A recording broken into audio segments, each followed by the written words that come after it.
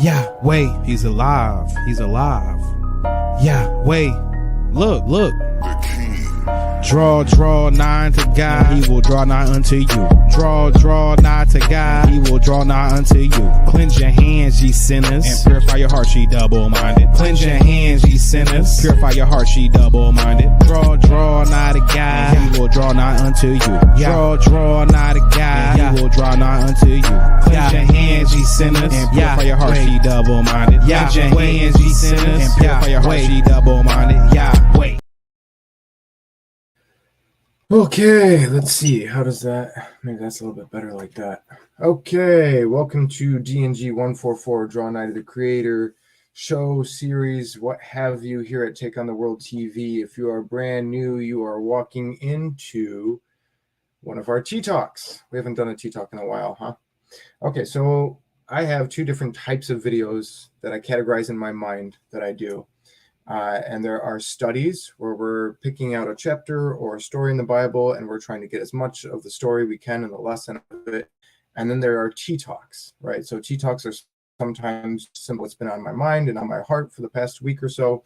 And sometimes that is with or without notes. So tonight I have notes. It is more of a topic study, but if you listen all the way through, you're going to see why it's a Tea Talk. And I had to fight the urge to preface this whole thing with something that I thought was quite funny. But if you stick around, I have some anecdotes and metaphors and some stories and things that I think you guys might find interesting. Okay, so I'm kind of excited, especially for those of you who have been listening often. No Tea Talk backdrop. No, all it would show is the word talk and half of a cup of a teacup. The image was too big. Kind of like the image now, you can only see part of it, but it was like way too big, so we'll have to work on that. My wife was trying to design an image for the background for all Tea Talks, that way we have a consistent background for those, and it did not work out, so we'll have to mess around with that again. But anyways, for any of you who tend to listen in, if you've tuned into any or all of the last 3 videos, right, we had computers all.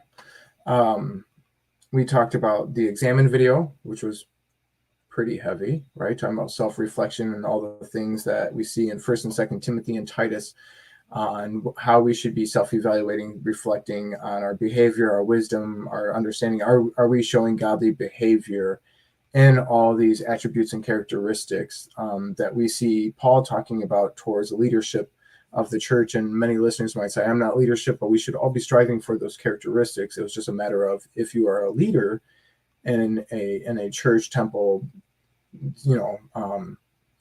spiritual surrounding, if you're an authority, then you should be having those characteristics down, whereas the rest of us should be working towards those characteristics. Anyways, it was a heavy video for any of you guys who listened in, right? It was kind of heavy.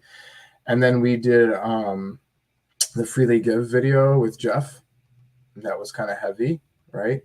And then we did the Fear Yahuwah video, and it was cut a little short, and I didn't get to go into the stuff that I wanted to into because of technical issues. But at the end of the video, so I found it kind of interesting because the next video I was going to do was also going to be heavy, and it was one of 2 topics that has been coming up throughout the week. For any of you who are not familiar, typically through the week, I'll have some personal things that the Father will be teaching me and working on, but out of everything I'll be experiencing that week, there's usually one big topic that just highlights.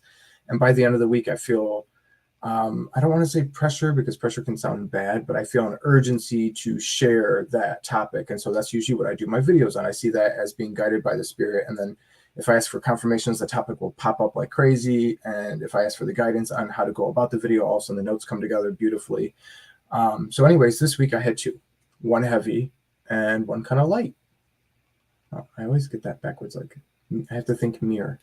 So tonight we're going to be doing a light topic, and that's why I'm kind of excited, because we're going to be going into a not so heavy topic, which is a nice little break for you guys, a little bit for you who have been listening in to the past so many videos.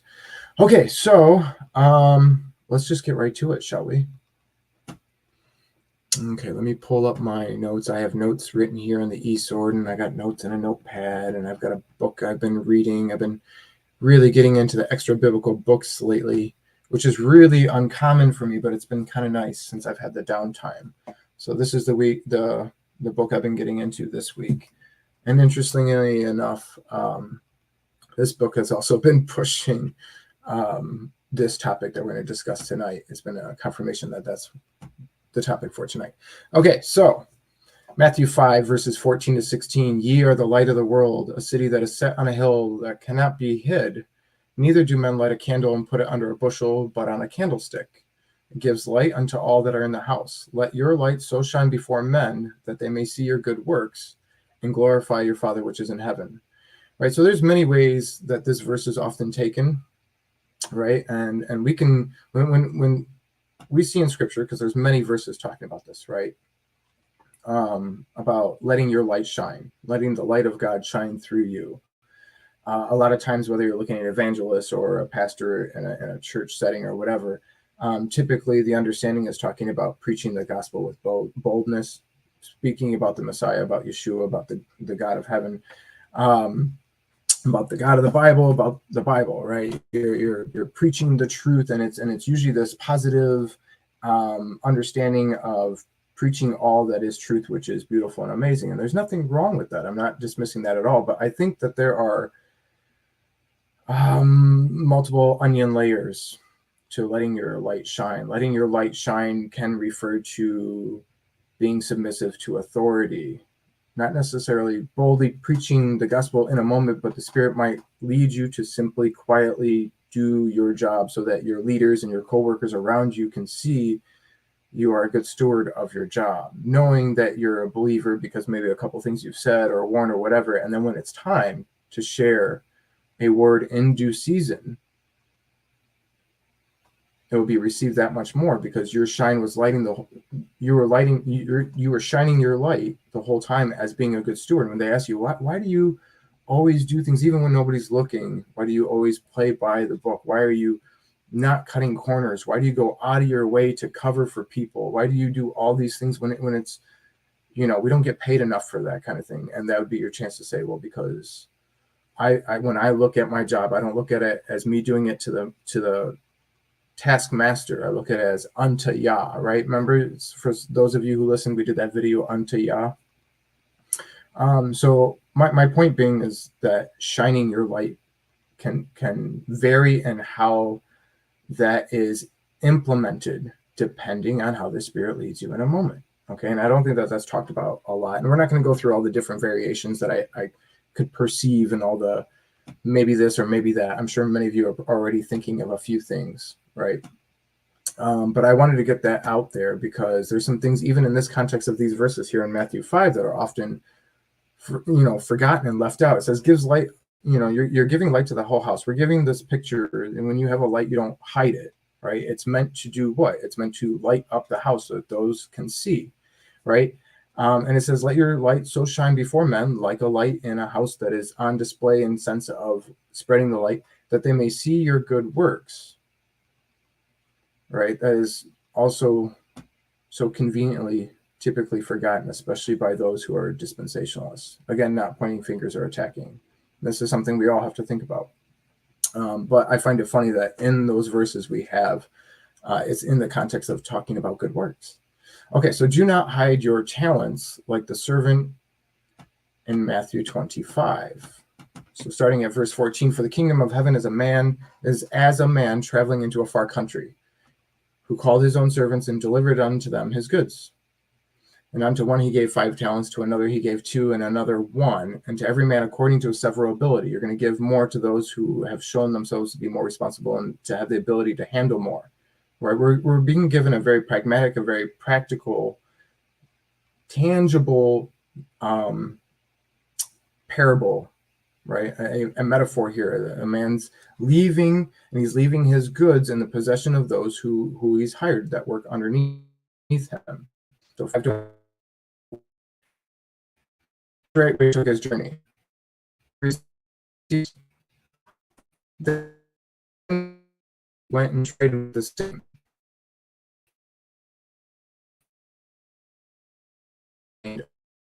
Other 2, but he that had received 1 went and digged in the earth and hid his Lord, After a long time, the Lord of those servants cometh and reckoneth with them. And so he that had received 5 talents came and brought the other 5 talents, saying, Lord, thou deliverest unto me 5 talents. Behold, I have gained beside them 5 talents more. His Lord said to him, Well done, thou good and faithful servant. Thou hast been faithful over a few things. I will make thee ruler over many things. Enter thou into the joy of thy Lord. He also that had received 2 talents came and said, Lord, thou deliverest unto me 2 talents. Behold, I have gained 2 other talents beside them.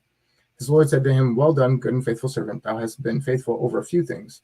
I will make thee ruler over many things. Enter thou into the joy of thy Lord. Then he which had received the 1 talent came and said, Lord, I know that you are a hard man, reaping where you have not sown, and gathering where you have not strawed.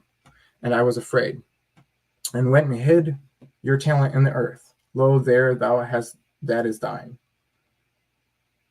His Lord answered and said unto him, Thou wicked and slothful servant, thou knewest that I reap where I sowed not, and gather where I have not strawed. Thou oughtest therefore to have put my money to the exchangers, and then at my coming I should have received mine own with usury. Take therefore the talent from him, and give it to him that has 10 talents.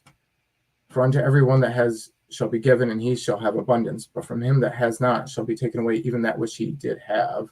And cast ye the unprofitable servant into outer darkness. There shall be weeping and gnashing of teeth. Okay, so most all of you are probably very familiar with that parable, right? And it's funny because these are the verses that we get the well done, good and faithful servant. How many of you in chat rooms, on social media, at gatherings, Bible studies, in churches, what have you, how often is it that we see or hear someone say, I just want to hear, well done, good and faithful servant? Next month, I will be coming on having completed 9 years doing ministry since being born again. And I got to say, that's one of the most common things you see. I've seen in chat rooms. People will comment. And there could be one really long, well done post, and that's their comment. All I want is to simply hear, well done, good and faithful servant. Now, there's nothing wrong with saying that. There's nothing wrong with desiring that. But if we want to hear, well done, good and faithful servant, then you can't be hiding your talents. You have to take what God has given you and has led you and make it profitable. Did you notice at the end of those verses that I read there, it said, take the unprofitable servant into outer darkness where there is no light. You see, our God, the Creator, is a God of profit. And what do I mean by that? I'm not talking about prosperity gospel.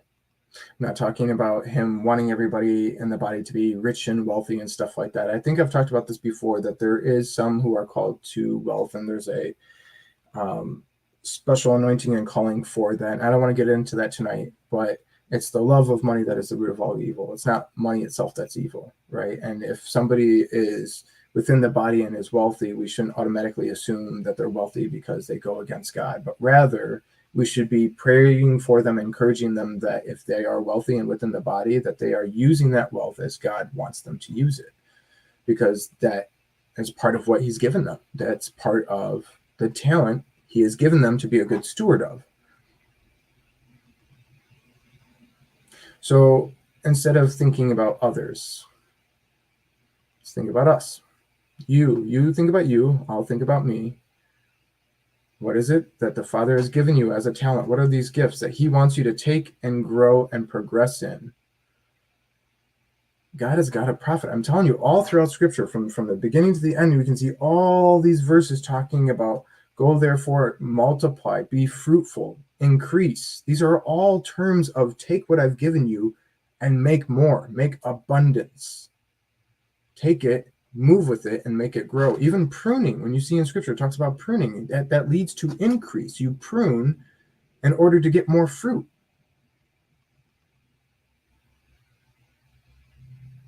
If you want to hear, well done, good and faithful servant, you have to do well and good and be a faithful servant and steward in that which God has put in your responsibility. Whether you feel like you have one talent or 10 or whatever, you're supposed to take what God has given you, ask him what it is he's given you. If you don't feel like you could make a list, and ask him, how do you want me to take these things and make them grow and move forward? And if you find yourself to a point where you feel like you're sitting and you're waiting and you're trying to wait and be patient on God, and after a little while you don't feel like you're hearing any guidance on what to do, then you faithfully pray saying, I'm going to move forward with these gifts. I believe these are the gifts you've given me. And if it's not of you for me to move forward in this manner, I ask that you block it and stop it. Like the angel before Balaam's donkey, you just get in the way and you do not let it happen. Because sometimes we are expected in faith to walk out. It's not bad to wait on God, but if you're sitting there on your hands and doing nothing for a long period of time and you're waiting for that answer, how long before it seems like that talent was literally actually buried? I love that that metaphor that Yeshua uses there. He says, he said he was afraid of the master. He had a fear of the master, but it wasn't a godly fear, right? And it was a fear of the master saying, look, I know you take from that which isn't yours, and you do all these things, and I was afraid that if I messed it up, so I figured if I go bury it, then I'm not hurting the cause. If I don't use the talents God's given me, at least I can say I didn't mess it up. And his response to that wasn't, well, I'm glad you didn't want to mess it up. His response was that it's slothful, it is lazy, it's cowardly, and it's unprofitable.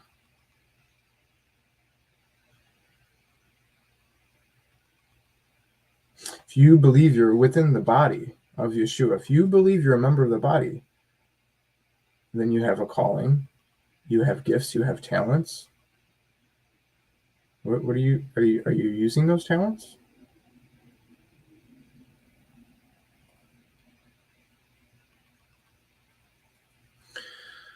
But tonight isn't about, you see, it already feels like I'm going heavy, and tonight is not a heavy night. I'm not trying to make you feel bad for not using your talents. If you're sitting there and thinking, oof, right to the heart, oh, he said this wasn't going to be heavy, I feel so bad. Okay, recognize it, and let's move forward. Tonight we are encouraging you to let your light shine. However the Father leads you to do that. Right? If you know what your gifts and talents are, ask the Father for guidance on how to use them and move forward. Trusting that he hears you, not doubting, right? In Scripture, we see this all the time. Trusting that that you've committed it to will keep it. Trusting and not doubting that he hears you and that he is who he says he is, right? So you trust that he hears you. You pray, trusting, not doubting, saying, I believe you want to do something with me. I don't know what that is. I believe these are the gifts you've given me. I would like to move forward. And if you don't feel like you're getting guidance on that, just start moving forward, trusting like a loving father who's watching a baby trying to learn to walk, that he's not going to just slap you because you fell. He'll guide you. He'll help you. Okay. This is where we get the good and faithful servant from. Are we utilizing our talents? Are we giving it all we got? My mother-in-law has turned me on to a band called Eighth Day. She's got a few bands. They're Jewish bands, and they're pretty fun. And Eighth Day was one of the bands that I was like, it's okay. But I hear it often now. And so certain songs really stick out to me. And they've got a couple songs that I really enjoy, and that I get a little conviction out of, or I feel a little encouragement out of. And one of those songs I was thinking about today is that, have you given it all you got? If you've got me on Facebook, you'll see I posted it on there. Are we giving it all we got? And the song's trying to encourage the body, and this is through a Orthodox Jewish mindset, mind you, but either way, they're still trying to encourage the body as they understand the body, but they're trying to encourage, are you giving it all you got? You only have this one life here. At the end of the day, when it comes to judgment, it's not going to matter. I think the song, they say something about, they're not going to ask if you're as strong as Samson or as wise as Solomon. Did you give it all you got? So that's one of the main themes for tonight. is, are you giving it all you got? And I said, if you say you feel you're tired, I say, tick tock, time's passing. Are you giving it all you got? Right? That doesn't mean that there aren't seasons where we pull back. You know, I like the combat metaphors. I was in combat, and, you know, there's times you're laying down fire, and there's times you're laying down suppressive fire, which means you're covering while others are moving. And then there's times that you need to be covered. Anybody who's been in the body for more than a couple of minutes knows there's times that you feel strong and that you're laying down fire, or you're praying on the behalf of somebody else and you're laying down suppressive fire. And then there's times where you have to hide behind something while the enemy is shooting. You need to reload your magazine. Maybe you got injured and you need coverage.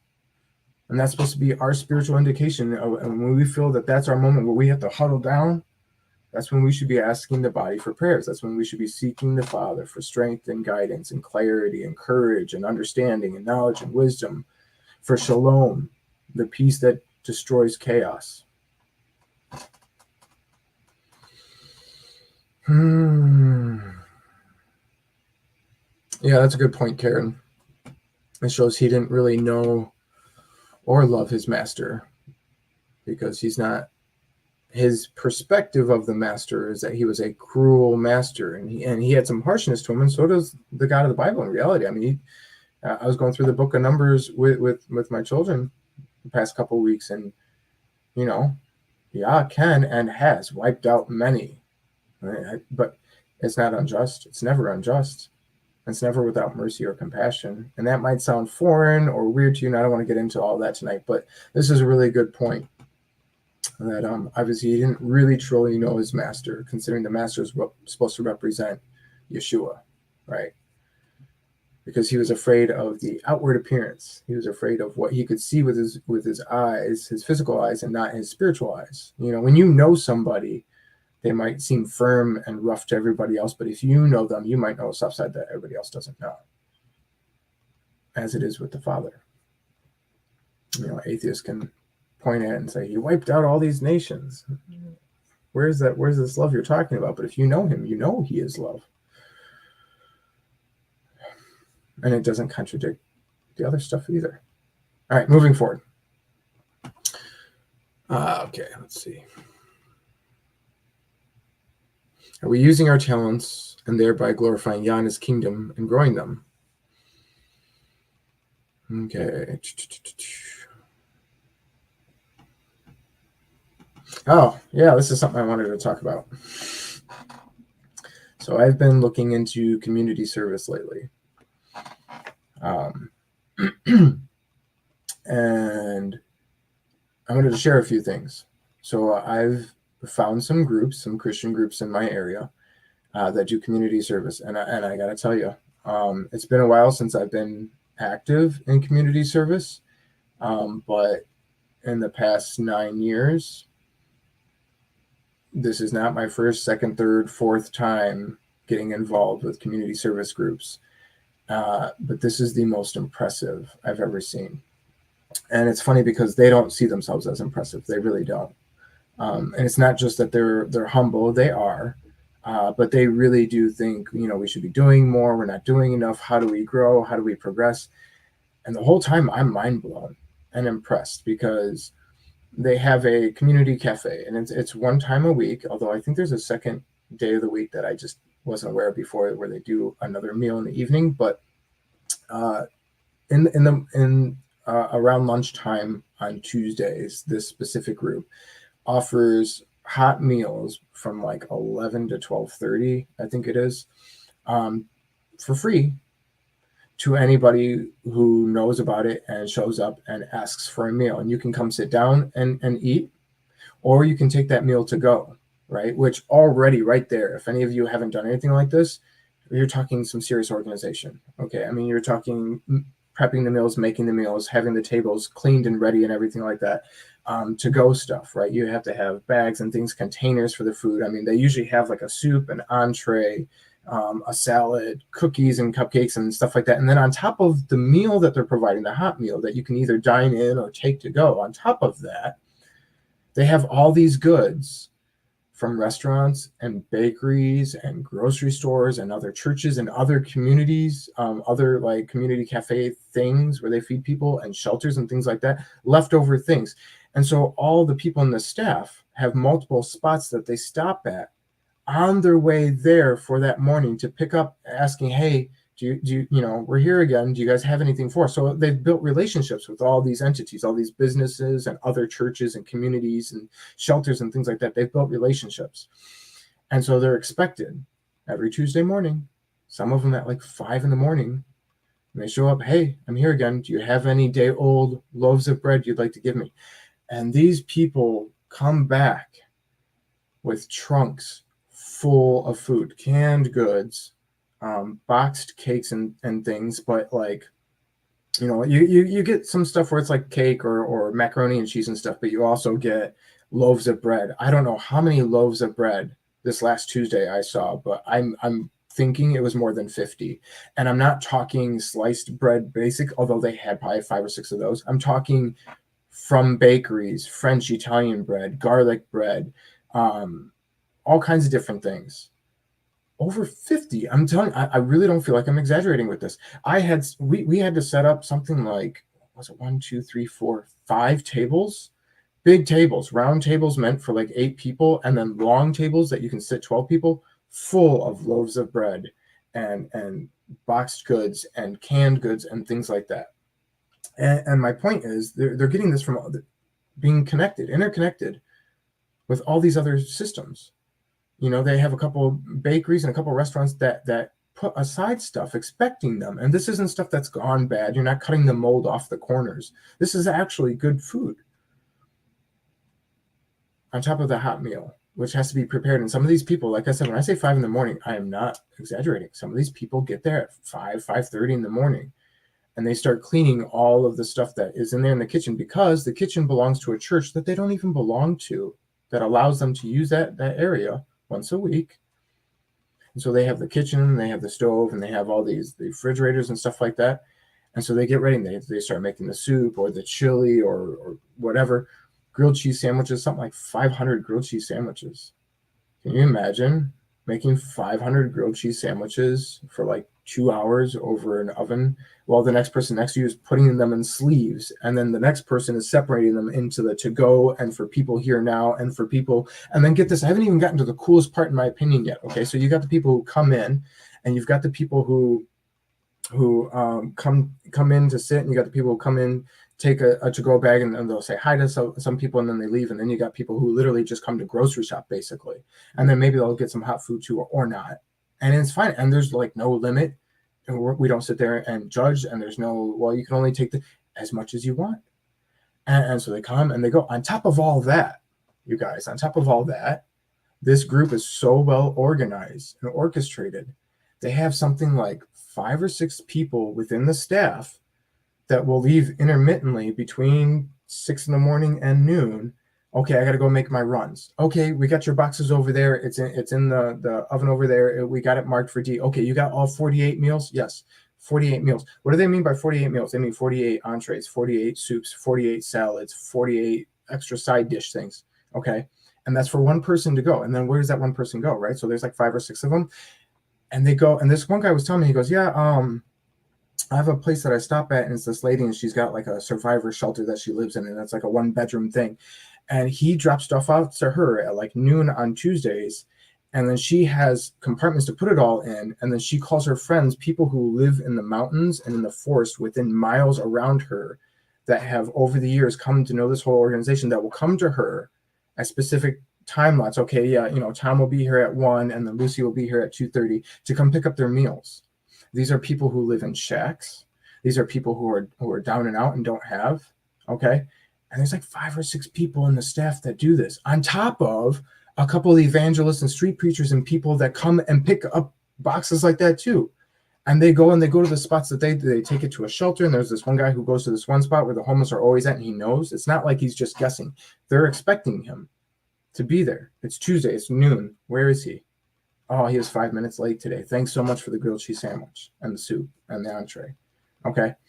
And so this whole time, and I'm just like amazed by this, And I'm watching it, and the whole time they're saying things like, "Oh, I just wish we could, we need to get the word out more so more people come in to sit down and eat, because out of everything, most of the food is going out to those things. But we have people come sit in and eat. We have people who come and take, and then you have the grocery shopping, right?"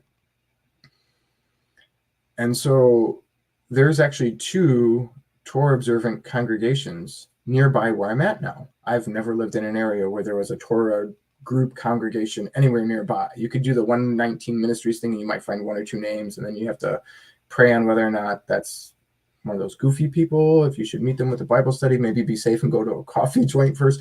But never in the past 9+ years have I ever been near a Torah congregation. Now I'm near 2. Now I'm not going to name names, and I'm not going to attack them because I haven't given them a full fair chance yet, but I do find it interesting that when I reach out to the Christian groups, boom, yeah, we'll take you. What are you willing to do? Are you willing to clean dishes? If you don't like to, that's fine. We'll have you wipe down tables or whatever.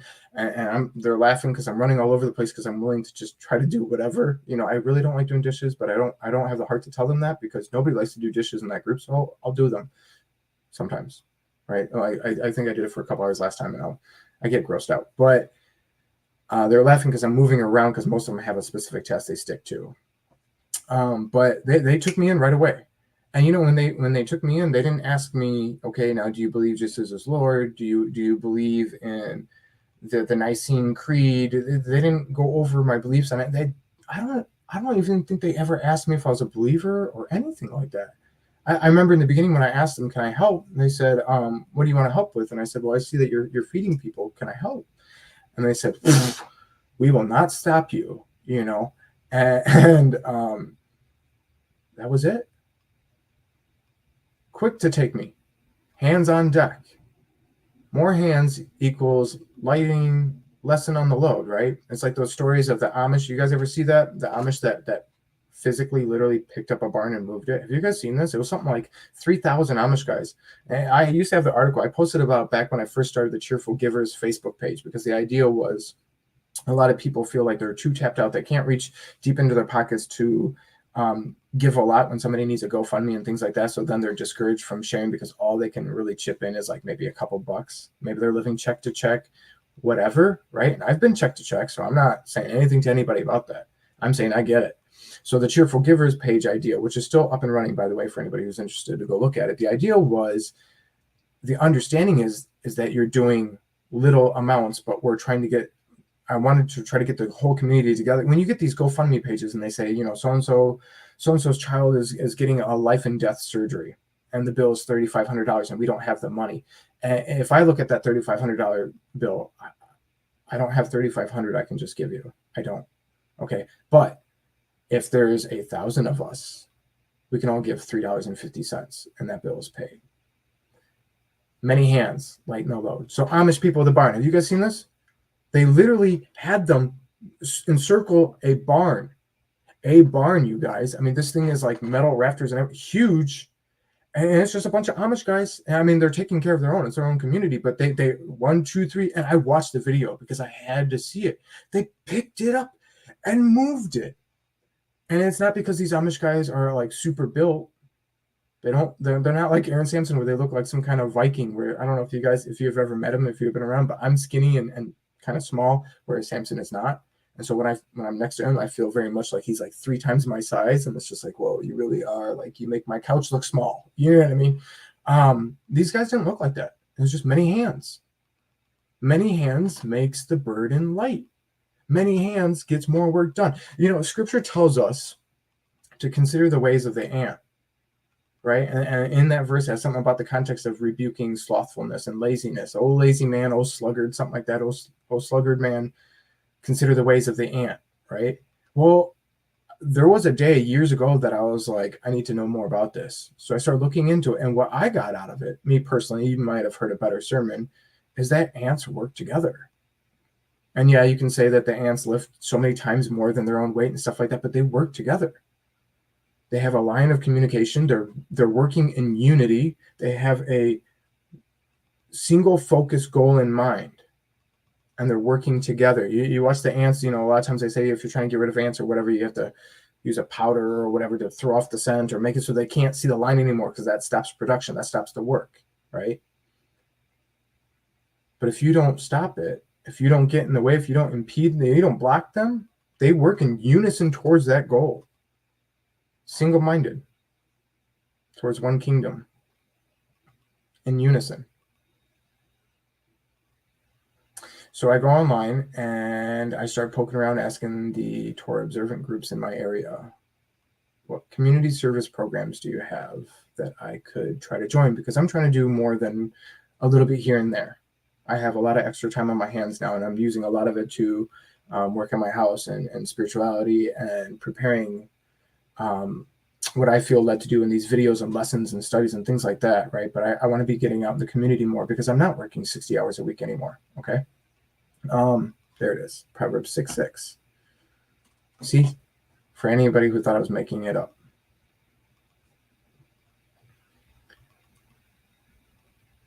And I got to tell you, the responses I've been getting so far. Now, to be fair, these Christian groups, they've been doing it. Some of those people in that step have been doing it 5, 6, 7 years in that group, and they've moved locations, but they've been working together for 5, 6, 7 years. Okay? This is not just overnight. Everything came into place. They were not overnight having a meal to feed 500, 600 people that they can do between 6 a.m. and 1 p.m. every Tuesday. It's not like that. I'm pretty sure in the beginning, I can hazard a guess that it did not start right where they're at right now. They had to grow up to it, right? And all those connections and things, I think a lot of the people in that staff were already trying to help those people. So when they became part of this group, they're like, oh, can I use this resource to fire back to those people? Because they can't come out of the mountains. They don't have the money for the gas to come here. But I will take it to them if you let me. Oh yeah, go feed them. They need food. Now, Torah observant groups don't have the years of experience. To be fair, they don't. Most Torah congregations have been a congregation for a couple of years. Most of them, and most people in the Torah pursuant, Torah observant, whatever Messianic Hebrew, whatever title label you feel comfortable under, most who believe that the Torah is not done away with have troubles finding fellowship. So maybe until the TO community can get in a position where we're able to do things like that community cafe as a TO community, because it'd be great to have that community cafe thing where people are wearing tzitzits and you're not considered a Judaizer or a legalist for wanting to keep Shabbat and things of that nature, or not wanting pork on the menu, right? But until someone feels led to do that, or until the Torah community comes together a little bit closer together, not just geographically, but also, I got to tell you, the Christian staff, I bet you a lot of them disagree on theology and doctrine. I bet you they're not all in unison on all kinds of things. I bet you if I got them all to sit down in a circle and I asked very specific questions, that they would all start being surprised and might even bicker. Not that I would want to do that, but they would start discussing how they disagree. I bet you that'd be the case. But you know what? That doesn't get in the way of them working in unison with one mind towards the goal and feeding people that need food, offering prayer to people who need prayer. I've even seen some of them through this group also get clothing to those who need clothing. So perhaps we within the TO community, if you're not already, should be prayerfully considering looking for groups like this to get into.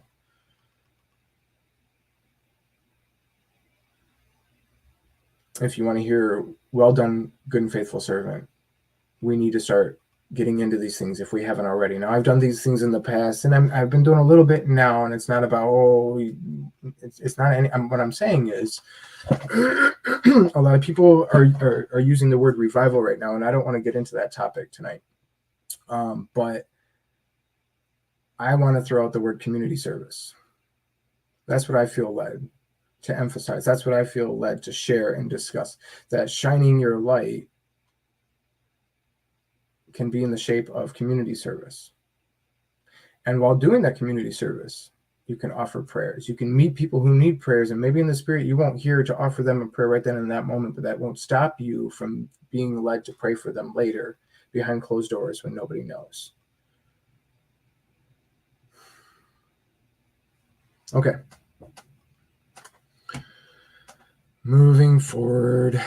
Yeah, I just wanted to bring that up. And I didn't want to bash the TO thing. I really don't like it when I even have friends who are quick to point out how the Christians are doing this and the TO is not. And that always rubs me wrong because it always comes off with this vibe of like the TO people in general as a community, as if you can generalize that they're all legalists and stuff like that. And it's like, A, are you not one? And B, if you're not, you realize you're talking bad about the general community that I identify with.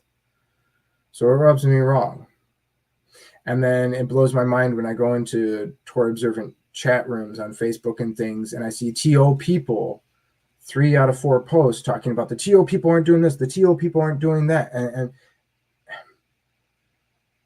But like most of them are agreeing with those posts. So like, what are you talking about? Like, I'm not saying that there isn't some. I know what you're talking about, but it's not even the majority of the TO.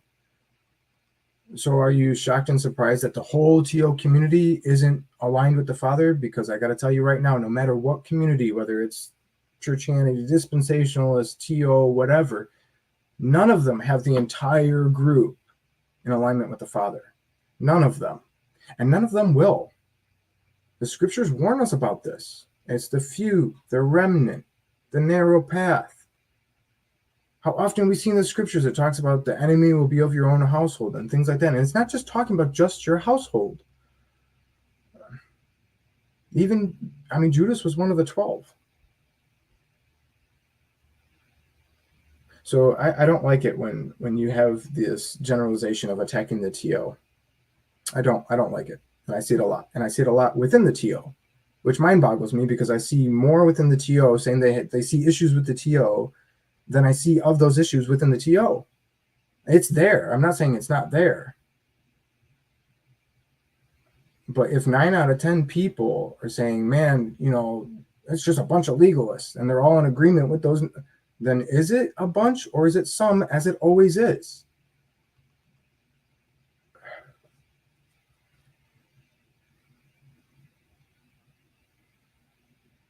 And it's just weird because it feels very much to me like it's like hopping on the wagon, like with the agendas of the world. They say alphabet community, and then all of a sudden everybody's got rainbow on their Facebook. And so now everybody says the TO are legalists, and all the TO people go, yeah, they're legalists. And it's like, what? Are there some? Yes. Everybody no, because you're part of it, right? So what are you talking about? You're literally attacking your own house, putting the I voted sticker on your shoulder. That's how it looks to me. And I'm not saying that's always the case. And I'm not saying we shouldn't speak up when we see legalism. I'm not saying that we shouldn't bring these things up within the house. When we see these things, we should definitely be bringing it to attention. But like, I see more stuff in the TO groups talking about how the TO group is not what they should be than I do of what they're actually talking about. Like with this revival stuff, everybody's attacking, saying that the TO is anti-revival. And yet I know very few that actually are. Most of the TO people I know are the ones making those posts talking about how the TO is anti-revival.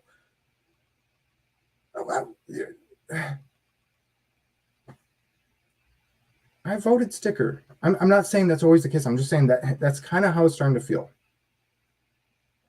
Revival is good, sure. But I'm not seeing community service. I want to see those words right now. That's what I'm feeling led to share. That's my piece to bring to the puzzle tonight. Shine your light, community service. And that's just one thing of the many, right? And it ties in together with all the other things, with charity and love and prayer and all these other things that we're told to do. Okay. Anyways. Okay. Yeah. Okay. So I wanted to get in there that if you're TO, I personally would not suggest not joining groups just because they're Christian. If they're doing the things that you want to be doing and they already have a system set up, maybe join them. And if you don't want to cause unnecessary division and bickering, then don't do it. Wait until the Spirit tells you to do something. I'm not quick to go in and be like, where's your tzitzits? I know they're not going to be wearing tzitzits. They're Christians. They're dispensationalists. They're not going to wear tzitzits. They think it is a Jewish thing done of the past, and the fact that they call it Jewish, just But I don't go in there. Well, why did you have pork in your entree today? Don't you know it's unclean? I don't do that unless the Spirit tells me to. I go in there and say, where can I wipe down the tables? What do you need me to do next? Because that's what I feel like what we're supposed to be doing. So that is my advice. If you feel that you're a TO, it's kind of like if you have multiple children and one's older than the other one, the standards of responsibility is going to be more for the one who's older. If you believe that you've been brought into more knowledge and understanding of truth, be it biblical cosmology or Torah, which is bigger, right? Or things of that nature, then that means you're more responsible. That doesn't mean to be wondering why your younger brother or sister isn't doing it. It means you're held to a new standard, a higher standard of knowing that you are supposed to be a good steward of that which the Father has given you. He's given you Torah observance. So you're going to be a good steward of those things. And when the Spirit leads you on how to say, what to say, who to say it to, then you share those things. But in the meanwhile, you're doing the basics, right? The things that the little brother and sister are doing.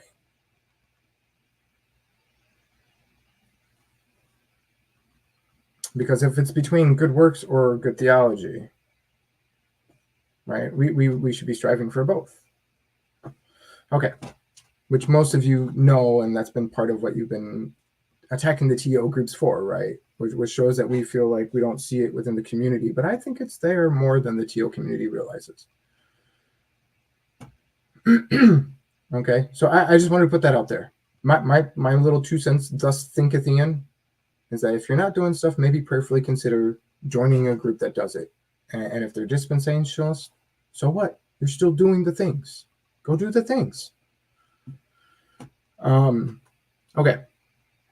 I've even seen some church groups have atheists and stuff. I remember there was this one place my wife and I used to go to. They had used goods and stuff, and it was a thrift shop thing owned by a church, and the profits from that would go towards the church to build and do all their missions and things like that. And so my wife and I would go to this thrift shop thing that was connected to the church, and we'd look for furniture and stuff anytime we moved to a new apartment or whatever, and we'd go to see what they had.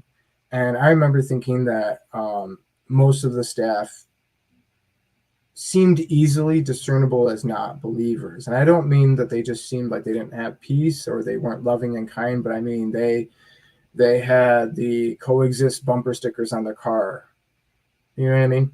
And so you go in there and you're like, but this is a church-owned thing, and the money goes towards the church. They let you guys be the representation. And I remember thinking like, if I was in charge of this, I wouldn't want non-believers being the representation of a business connected to our church that funds the church. I wouldn't want that.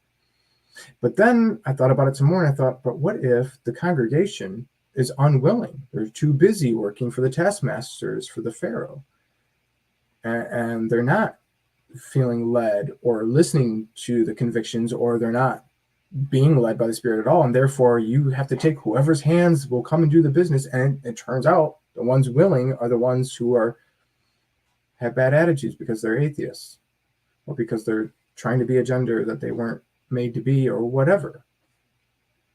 And I'm not saying that we should strive for that. I'm saying if they're willing to pragmatically think of, this is what we want to get done, we'll take whatever help, then perhaps we should be willing to be that whatever help in somebody else's that would otherwise normally want to turn us away. Okay, if that makes sense. Okay, we talked about the ants. Oh yeah, and I thought it was so perfect too, because this morning, I think it was this morning. It was either this morning or yesterday morning. I went out in the yard in the morning, and I saw a bunch of fire ant hills, and they sprouted up everywhere overnight. And I was like, golly. And it was funny because I was already thinking ants and light and coming together and shining your light and community service and stuff like that. So I was like, that's funny. But they were all throughout the yard overnight, because like literally like 2 days ago, they were not there, and I was like, man, those fire ants are busy, and they're fire ants. So like you pay attention to those, if it's normal ant mounds, I probably wouldn't have noticed, but it's fire ants. So you notice it right away, and you make a mental note of, okay, I don't want to step over there. But yeah, I just thought that was funny. That I mean, they worked in unison, and it's funny because they had a big mound a couple days ago, and I think my son went and destroyed it, even though we told them to leave it alone because we don't want them to get bit up. Because my daughter's already had like her leg. I think we counted something like 18 bites on her foot, and she was hysterical and freaking out. And it's understandable. It's fire ants, and she had like 20 bites on her foot. Poor thing. But we think my son destroyed the big mound, and so then we, the next day we don't see anything, and the day after that, boom, you destroyed our big mound, our big gathering. We've got 20 of them, 20 small ones now. And I thought, man, that should be us. If we come together and we've got this big thing and it gets to the point where the Father's like, there's too many in one spot, I want you guys spread out. And so the enemy comes along or whatever, and it gets destroyed.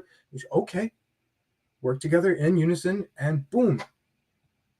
By the third day, 20 little things. What? We're not allowed to go to the big churches anymore because you're saying that there's this airborne virus nonsense? Fine. We'll have 30 at-home Bible studies of small little knit groups throughout the yard. Right? I mean, this is what we should be doing as the body.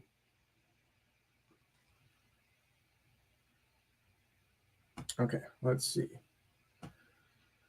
Shining your light before the world can and does mean multiple things, from having faith, speaking truth, being a good example of an ambassador for Christ in behavior. These are my notes: wisdom, understanding, etc. Like we talked about in the examine video, it can also refer to doing good works, as we saw in the context of Matthew 5. Yeshua was talking about letting your light shine before others, and it's followed up with that they may see your good works, that it glorifies Yah. Sometimes part of the blessing of good works is simply that others see it and think to themselves they truly do these things because of their faith in their God. And when we have in their sight done so without wanting the credit, it can, Yah willing, at times make them in their hearts thank Yah. They may not truly believe he's there yet they may thank him in their hearts nonetheless. You guys know what I'm talking about? This is going to sound weird to you, and I have a verse to back this up, actually. But I had actually written it in my notes before I found the verse, and I was like, I'm pretty sure I've seen multiple verses that share the sentiment, but I've seen it.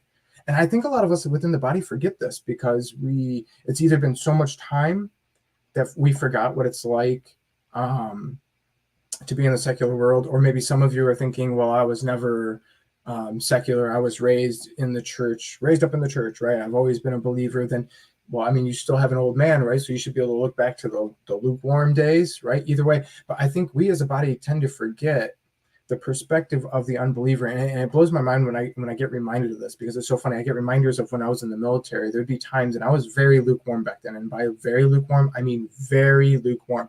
You have to understand that most of my belief in the Bible is simply, if you believe Jesus is true, which I did, and I knew that deep in my heart. I not only believed it, I knew it. I had a connection with him, and all growing up, I had been talking to him, and he would do things for me, and I would pray, and there was answered prayers. So I knew he was real. I wasn't trying to live for him, though. I was not trying to die for him. I was not dying to the flesh. I was not crucify yourself. None of that. I didn't have the indwelling. I wasn't hearing from God directly, although I did have a relationship, and there was guidance, right?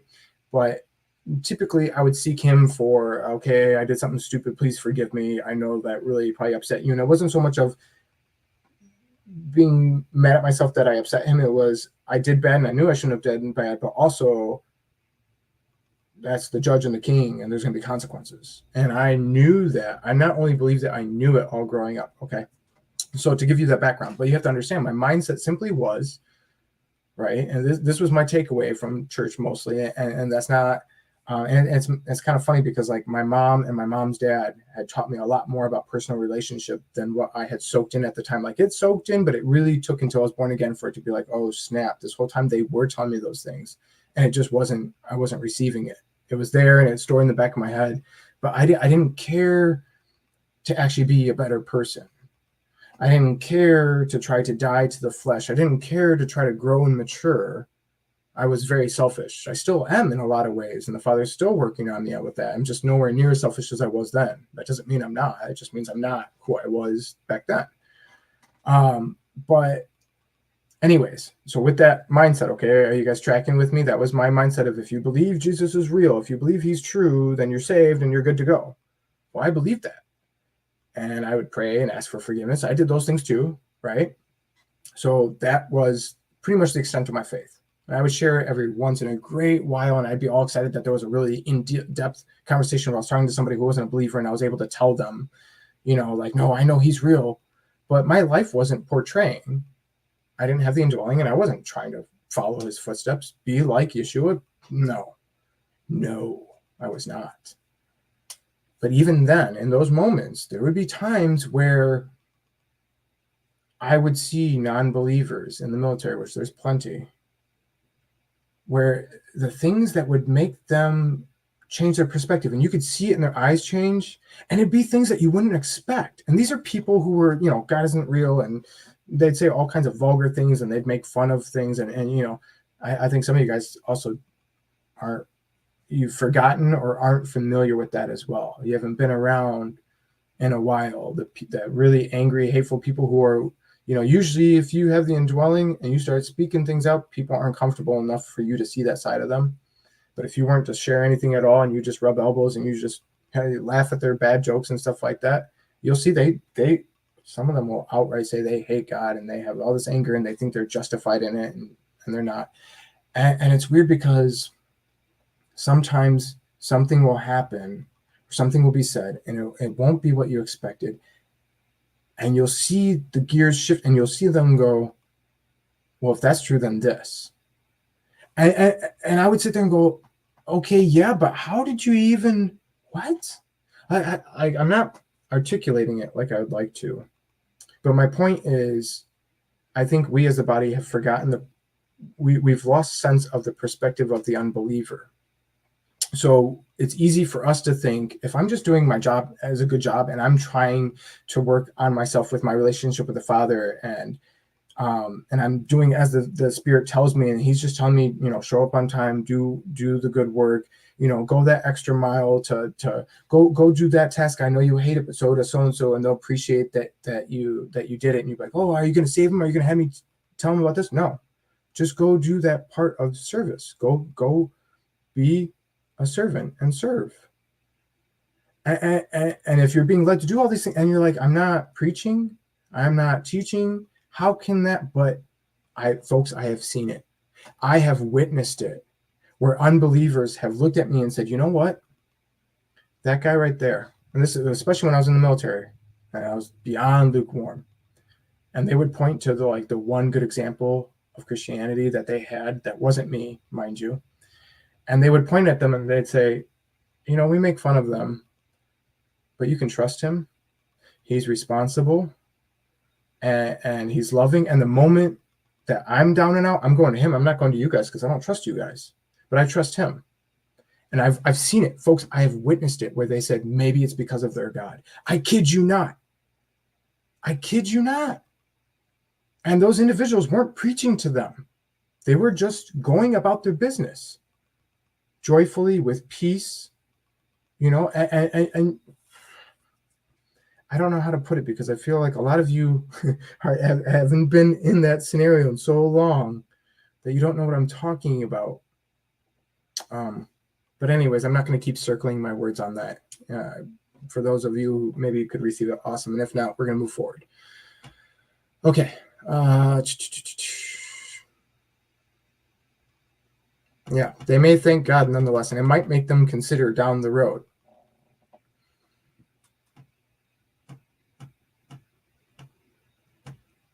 But yeah, I've seen their perspectives, and I am willing to even go as bold to say, and I don't like saying bold things a lot of times, especially on camera if I'm not 100% sure, but I am willing to go as bold as to say that I believe I've been allowed to witness, even before being born again, an alteration in perspective, mind, and heart in individuals that was affected by believers. And it was the unbeliever that was confessing it to me, because they didn't see me as a believer, because I wasn't walking in those things. I was doing a lot of shady stuff back then. 1 Peter 2:9-12, you are a chosen generation, a royal priesthood, a holy nation, a peculiar people, that you should show forth the praises of him who has called you out of darkness into his marvelous light, which in time past were not a people, but are now the people of God. right? Especially those of you who believe you've been grafted in as a Gentile of the nations. If you don't believe you had the Hebrew DNA, but maybe you did have the Hebrew DNA, but you still were not in the body, you had gotten cut off, and now you can get grafted back in, what have you, right? Which have not obtained mercy, but now have obtained mercy. Dearly beloved, I beseech you as strangers and pilgrims, abstain from fleshly lusts which war against the soul, having your conversation honest amongst the Gentiles, amongst the nations, amongst the non-believers, that whereas they speak against you as evildoers, they may by your good works, watch this, which they shall behold, which they shall see, glorify God in the day of visitation. Did you catch that?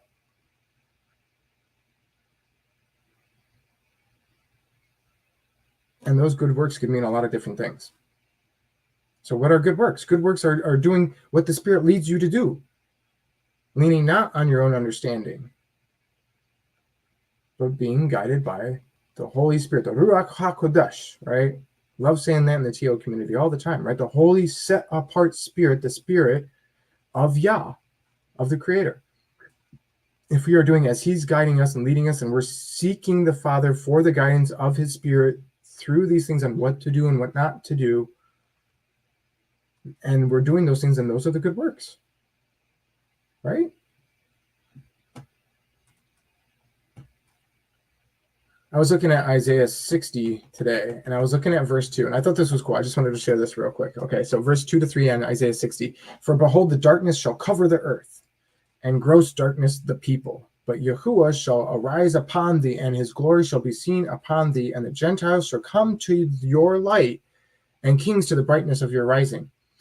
And so, of course, I'm thinking about that with the whole letting your light shine and things like that, right? It comes to your light, as, you know, and there's differing views on this. Personally, I believe that this is referring to something that has yet to come. I believe it is a future thing, right? But some people would disagree with me on that, and that's beside the point for tonight's sentiment, okay? But I wanted to bring this up real quick, and Karen's probably going to roll her eyes at me. But I was looking at that today, and I was like, man, that kind of reminds me of the creation story, right? And maybe that's clicked for me before, and it's just been a long time. I don't tend to go through Isaiah. I've gone through Isaiah many times, but it's not my favorite book. Isaiah, Jeremiah, Romans, Hebrews, these are the ones that I probably read the least. I've read them many times over, but Genesis 10 times more, and the book of John 10 times more, and 1 Samuel 10 times more, and things like that, right? But look, behold, the darkness shall cover the earth, and gross darkness the people. Right? In the first 4 verses of Genesis, in the beginning, Bereshit Elohim, right? God created the heaven and the earth was without form and void, and darkness was upon the face of the deep. And the Spirit of God moved upon the face of the waters, and God said, let there be light, and there was light. And God saw the light, that it was good, and God divided the light from darkness. There was separation from the darkness and the light. So I'm looking at that today, and I was like, man, it's talking about there being darkness upon the earth, and gross darkness upon the people. And then it's talking about the light of the people of God and them being drawn to it, right? And I would tie that in with other parts of scripture like Zechariah chapter 14, where it talks about the nations being called up to come to keep the feast of Sukkot and things of that nature. And the nations who do it are blessed, and the nations who don't are cursed, right? But I'm looking at this, and I'm thinking, this is like a call back to creation. There was darkness, and God saw the darkness. He looked at the darkness. God, the most powerful being, holy, just, pure, and he spoke light. He saw darkness and he spoke light. So what's that tell me for today, for this video and application and how we see it? Yah saw darkness. He saw emptiness. He looked at the void and spoke forth light, love.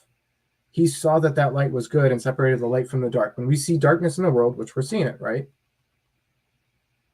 And when the darkness covers the earth, the entire earth, and the gross, thick darkness that can be felt covers the masses, which sometimes it feels like we're already there, we should be encouraged to speak light. We see darkness, we should speak light. And if we do so, just like with creation, we will see that it is good, and it will separate. You see what I'm saying about how powerful that is? And I know this is not new to a lot of you guys, right? And that's fine. But maybe somebody's receiving tonight on this. the Father from the beginning before time. When it comes to creation, he's setting forth an example. Not only are we getting to be privy of how he did things, and it shows his power and that his word is one with him. And when he says it, it is accomplished, right? There's so many lessons there we can get from that. And there's already 500 different versions of the depthness of just the word Bereshit in the beginning, and how that's prophecy in itself, and how it declares the end from the beginning, all those cool things, right? But for tonight's sake, the emphasis I'm going to bring is the Creator shows us the example that when he sees darkness, when he sees emptiness, when he sees void, he speaks light. I'm going to get it one of these times.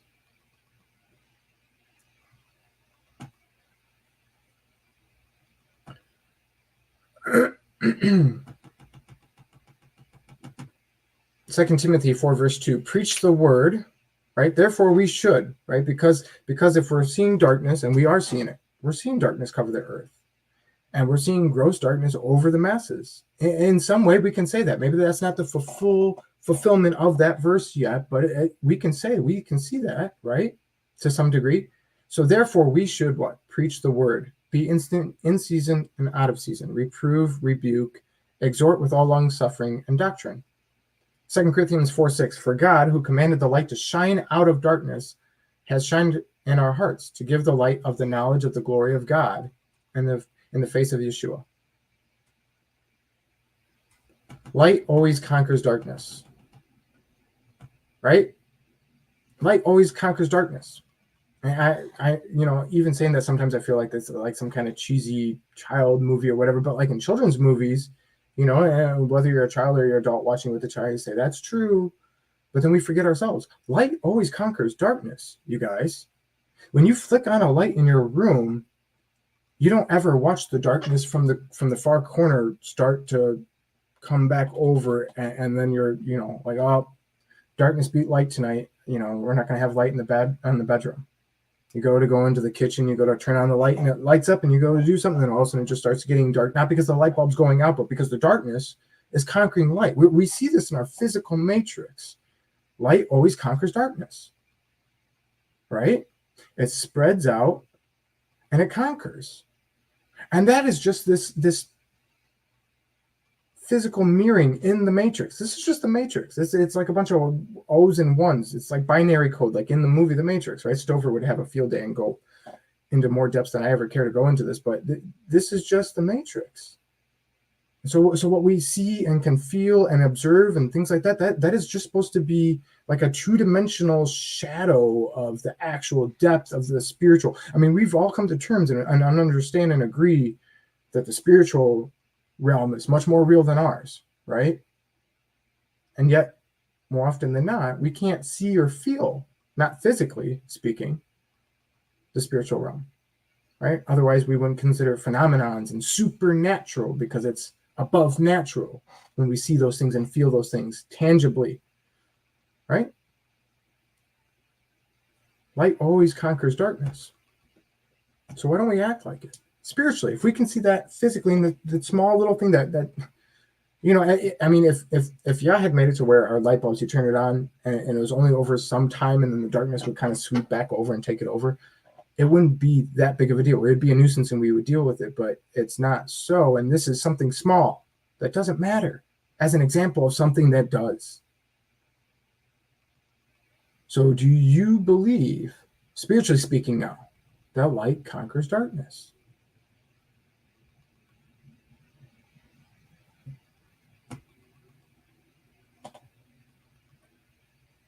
Behold, thou shalt call a nation that thou knowest not, and the nations that knew not thee shall run unto thee because of Yahuwah thy God, and for the Holy One of Israel, for he has glorified thee. Seek ye Yahuwah while he may be found, call ye upon him while he is near. Let the wicked forsake his way, and the unrighteous man his thoughts, and let him return unto Yahuwah, and he will have mercy upon him, and to our God, for he will abundantly pardon. For my thoughts are not your thoughts, neither are your ways my ways, says Yahuwah. For as the heavens are higher than the earth, so are my ways higher than yours, and my thoughts than your thoughts. For as the rain comes down and the snow from heaven and returns not thither, but watereth the earth, and make it bring forth bud, that it may give seed to the sower and bread to the eater, so shall my word be that go forth out of my mouth. It shall not return to me void, but it shall accomplish that which I please, and it shall prosper in the thing whereunto I sent it. For ye shall go out with joy and be led forth with peace. The mountains and the hills shall break forth before you into singing, and all the trees of the field shall clap their hands. Instead of the thorn shall come up the fir tree, and instead of the briar shall come up the myrtle tree. And it shall be to Yahuwah for a name, for an everlasting sign that shall not be cut off. That's Isaiah 55, verse 5 to 13. The main point I wanted to get in there is that his word goes out and accomplishes what he wants it to. So why do we fear failure and moving boldly with the Spirit? Why do we think our fleshy vessel is going to get in the way of what he wants to accomplish? Why do we sometimes think that darkness is going to overtake light? If we truly believe what the scriptures say, if we're not all consumed by all the evil and wickedness that we see in the world, which, I mean, this book tells us is there, has been there, will be there until everything is done and over with, right? We were told these things. We act like it's some kind of like somebody pulled the rug out from underneath our feet. We were warned about all the things that we're seeing, all these things that we're seeing worldwide that's getting all kinds of, we were warned about these things. And we haven't even gotten to the worst parts yet.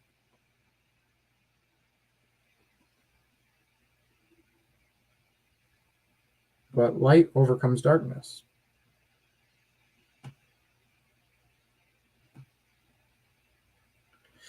Let the word of God be your light on your path, guiding your feet, directing your steps in your walk, in your spiritual journey of faith. Let his word be a guide in your decisions. Right? Psalms 119, 105. Thy word is a lamp unto my feet and a light unto my path. Right? You have all those hymns. I know you guys know what I'm talking about. Or maybe you're thinking of Amy Grant's version or one of the other versions. The word of God is supposed to be a lamp to our feet and a light to our path. Okay, there's darkness on the earth and there's gross darkness on the masses. And you don't see. Okay, so here's one of the weird analogies I wanted to bring up tonight, but my wife will get a kick out of. Mario Maker. What do you guys know about Mario Maker? Any of you guys know anything about video games in Mario Maker? Well, anyways, in Mario Maker, there is the option, you make your own levels, or you can play levels that were made by other people. Okay. I don't play them. I'm not good at stuff like that. But it is possible to make a level where your character is in a dark level and you can only barely see around that character. But as you move around, you can see like there's that radius that stays with your character. Are you guys tracking what I'm saying? So like you could be in a level and you could be underwater, or you could be on ground and you have to jump from thing to thing to thing. And you have no idea what's next. It might be some swinging thing that catches you and then swings you over, or it might be some bad guy, or it might be, you don't know. Right? So when you first come upon this, when you're not used to this, you're like, I can't see. And so in that game, you're constantly dying, right? Oops, well, I didn't know there was something there, but now I know there's something right there. Oops, I didn't know there was a drop-off point, but now I do, right? And so the more time you spend in the darkness with that little light around you, you become confident. You get to know your surroundings by the leading of that light. And before you know it, some of these guys run through these things, even levels they haven't been in before, a couple tries and they're done, because they're so used to that limited light. They're used to knowing how to use that light to see what they need to see in order to accomplish what they need to accomplish. They know what to look for because they're experienced. So when I see this verse, a lamp unto your feet and a light to your path, I'm thinking, if you need a lamp, if you need a light for your feet, right? Because you have like many onion layers. It's a guidance to your path. Let the word of God be a guidance to your path. What you should do, what you shouldn't do, how you should go about things. It's all in here, right? But it's not just that. We're supposed to be led by the Spirit of God, and when and how to apply which verses, and because there's differing factors on differing situations and things, right? So if you need a light for your feet, because this is a physical metaphor here, then it seems to me you're in like a dark place, surrounded by darkness, but you have a light for your feet. And if you have a light for your feet, you're probably not able to see too much far ahead or too much around you. You can just see your next step. But as you get more experienced and more comfortable, you know what to look for. You're able to heed a little bit better. And what once seemed like a very little light that barely covered the size of a foot now seems more than enough to make your way through these dark corridors. And the tests and trials and tribulations, that doesn't mean it's going to be easy, but it's not as overwhelming the more you get used to using that light for your feet, right? Your eyes start to adjust.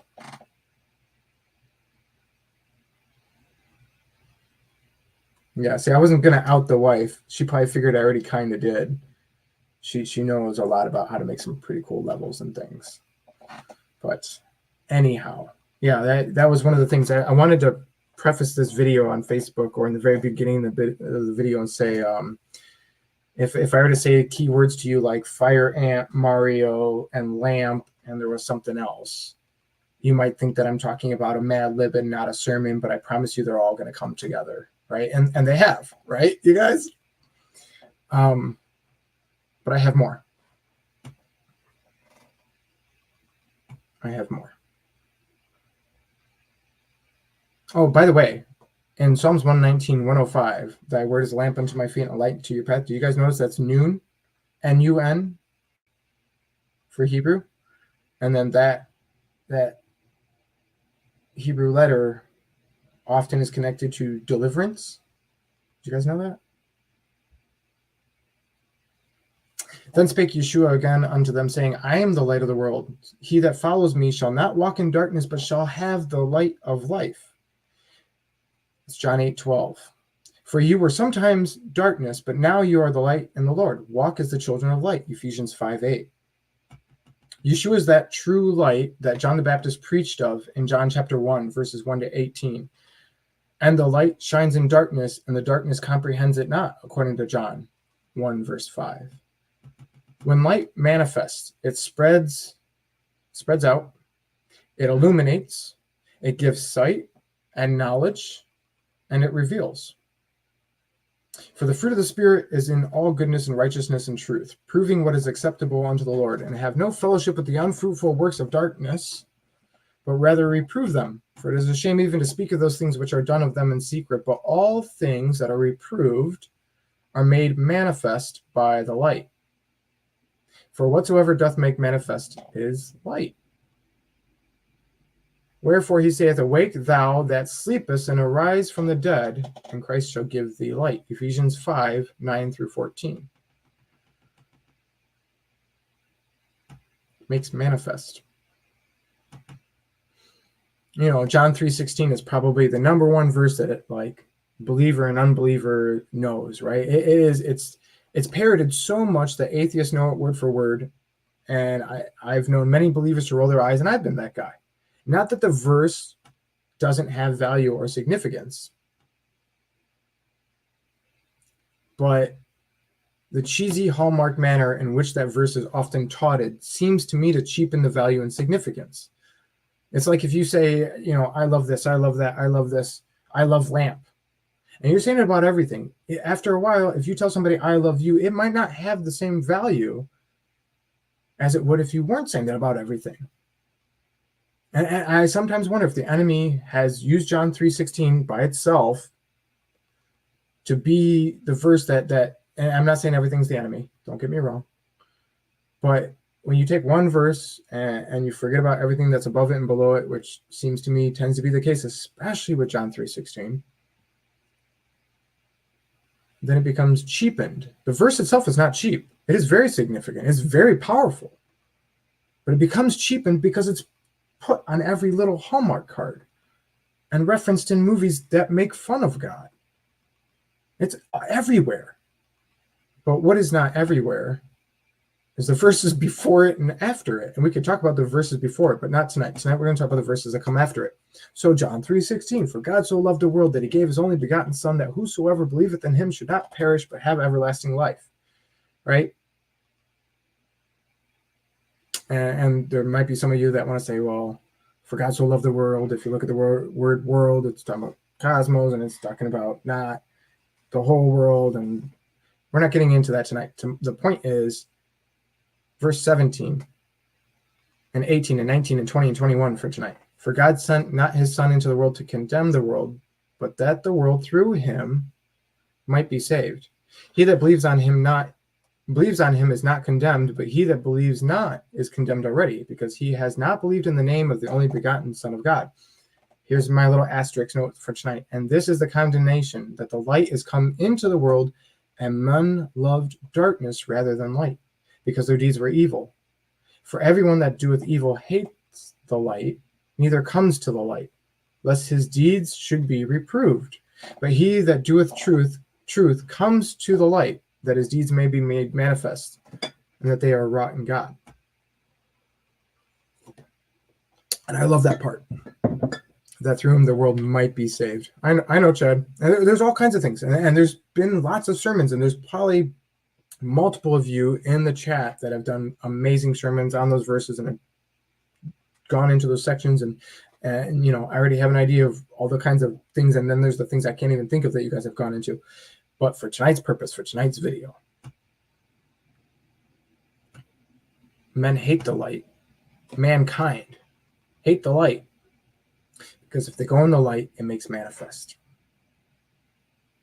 This is why the world spiritually hates the idea of the Bible and the God of the Bible and truth and things of that nature. And that's why we're getting to the point now where they're saying truth is arbitrary. Well, that is your truth. Thanks for sharing your truth. I want to share my truth. The fact that they can even say that shows how twisted the minds have become, how deceived the spirits are.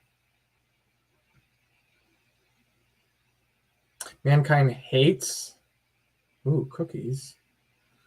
My wife says she's making cookies in the chat room. It says mankind hates the light because it manifests the evil deeds. So how often do we look at these verses, right, as believers? I feel like I see comments a lot that make me feel like a lot of people in our community see these verses and say, oh, whether they're looking at the elite or the world in general, they don't want to come to the light because then they have, then it's shown that they do evil. But he that doeth truth comes to the light, that his deeds may be made manifest, that they are wrought of God. And they say, I don't mind coming to the light. I am the one that comes to light because I am a child of God. But the thing is when you are brought into the light, made manifest.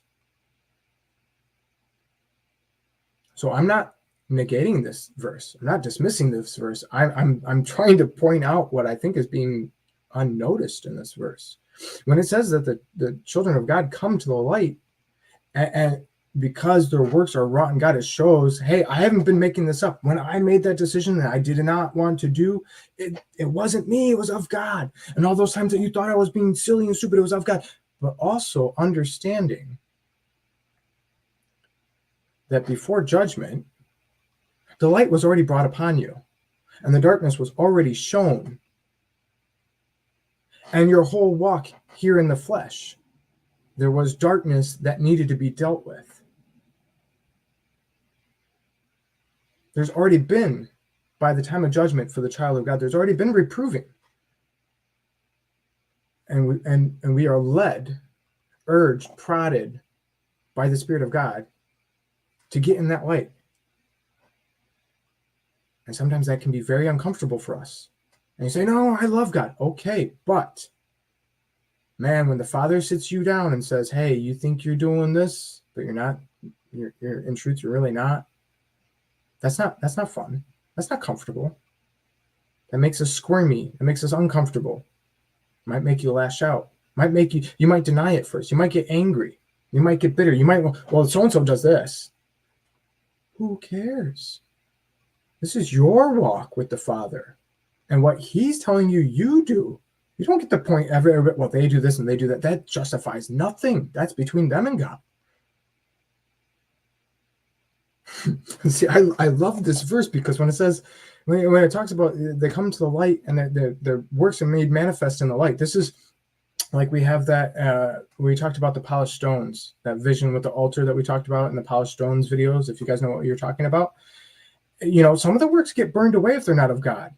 And as a child of God, you're not going in there with the fear of everything's going to get burned up, or I hope there's something left. You're going in there with a hope and expectation, because if you were in alignment with the Father, you know, and you trust and you believe and you know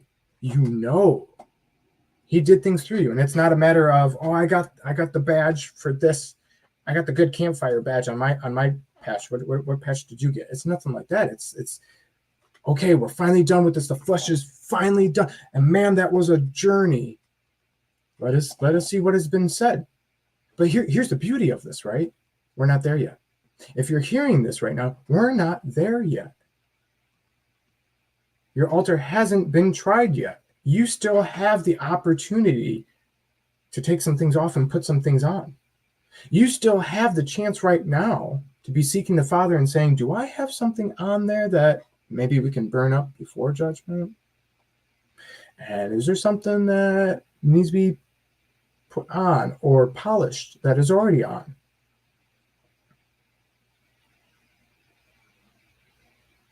We still have that opportunity right now. Are you giving it all that you got? Because it feels like forever now, but when it comes to judgment, life is but a blink of an eye. It is they talk about the twinkling of the eye of being caught up. Those that are alive and remaining, that are the body, get caught up in the twinkling of an eye. But the scripture also talks about life being like a vapor. You have twinkling in an eye, and then you have vapor. And you see vapor, and then it's gone. Gone.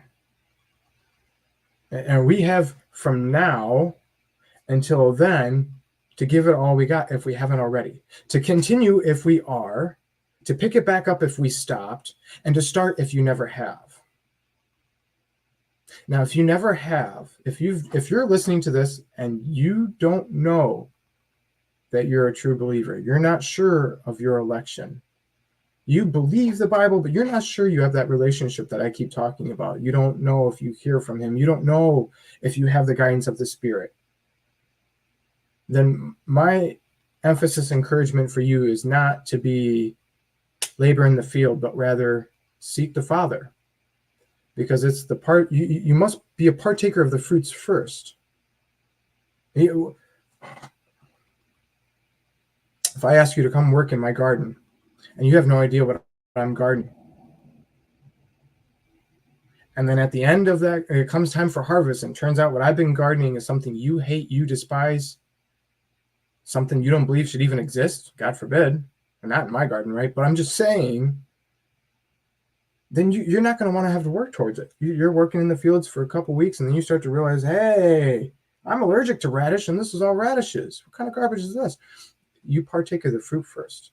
If you taste of God, if you get your relationship with him first, you seek him, and you see why those of us that truly know he is amazing say so, and want to encourage each other to keep going, keep moving, lay down suppressive fire.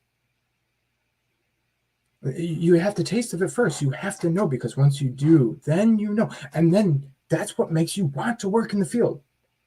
You must be a partaker first, because, I mean, I used to look at that and go, man, that is so cool that God's like, no, taste the fruits and then come work for me. And it's like, man, that's so different than how people do, right? But with God, it's because if you taste, he knows that that's going to be what makes you want to work the field.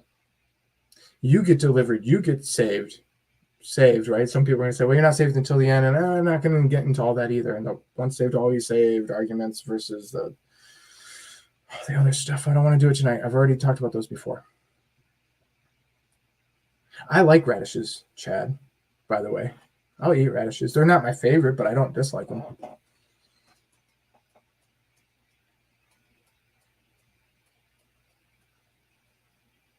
Okay, so I still have some things. We're an hour and a half in, and I want to wrap it up here soon. I keep forgetting to charge my big headphones, the really expensive, nice ones my mother-in-law got me. So I keep wearing these not so comfortable ones, which after a while starts to get to me. No man, when he lights a candle, covers it with a vessel, puts it under a bed, but sets it on a candlestick, that they which enter in may see the light. For nothing is secret that shall not be made manifest, neither anything hid that shall not be known and come abroad. Take heed, therefore, how you hear. For whosoever hath, to him shall be given, and whosoever hath not, from him shall be taken, even that which he seems to have. That's Luke 8:16-18, combining a couple sections we already went over. That's kind of cool how that, in certain parts they're separated, and then over here they're together. And I didn't even know they were together in that thing until I came out. Anyways, I thought it was cool. But I wanted to really get that in there, the light of God. We're not to hide it. The purpose of it is to glorify the Father, to shine to others. And that helps. That helps others see. When you light a light, it says, so that others, when it says that they which enter may see the light. So it's not just for you, it's for the sake of others. When you turn on a light in a room, it doesn't just go right above you so you can read and everybody else. I mean, well, maybe you have one of those lamps that do that, but if it's a room light meant for the room, it's for all.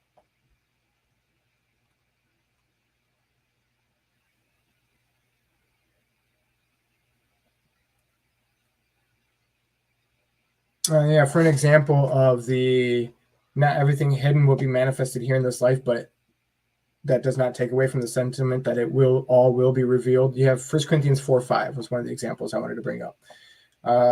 And just a section of that verse says, who both will bring to the light the hidden things of darkness and will make manifest the counsels of the heart. And if you go look at that verse, you're going to see it's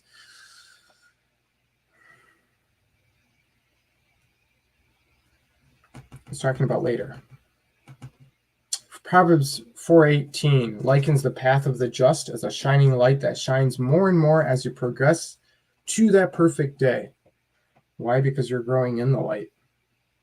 You're growing in the light while walking with that light, the light that John the Baptist spoke of, towards the light of God, wherein lies the hope that is everlasting and eternal life with Yah. It gets brighter and brighter, says Proverbs. Because you're getting closer.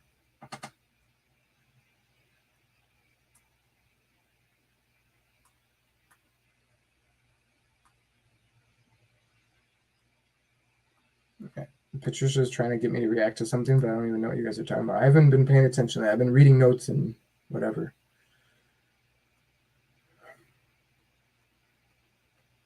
But that's pretty much the sentiment I wanted to get in there tonight. It is joy, zeal, encouragement. Let your light shine. I don't care where you've been up till now. I don't care if you've been in a bad season, if you've been down and out. I don't care if you stopped walking. I don't care if you stopped walking and sat down. I don't care if you stopped walking, sat down, and turned back. Time is now. Opportunity is now. Move forward. If you've been walking backwards, repent, turn around. If you've been sitting down, stand up. If you're standing still, if you're stagnant, start taking steps forward. Not turning to the left or to the right, but letting the word of God be the light and the lamp to your feet.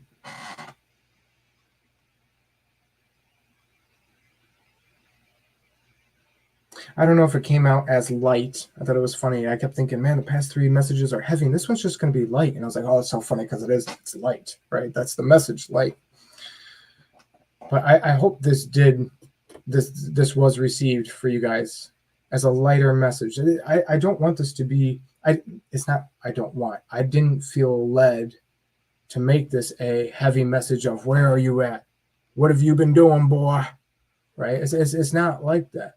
That's not the vibe that I felt led in doing this message. I see. Yeah, it's supposed to be encouraging, which I'm not always. There's those who can argue that encouragement is actually a gift. We're all supposed to encourage one another. Edify, which means breaking down what needs to be broken down to build back up, right? You don't just break them down and leave them be. You build them back up, right? So we're all supposed to encourage within the body, and we're supposed to encourage those outside the camp to seek the Father so that they can be brought into the camp, right? But some can argue scripturally pretty well that,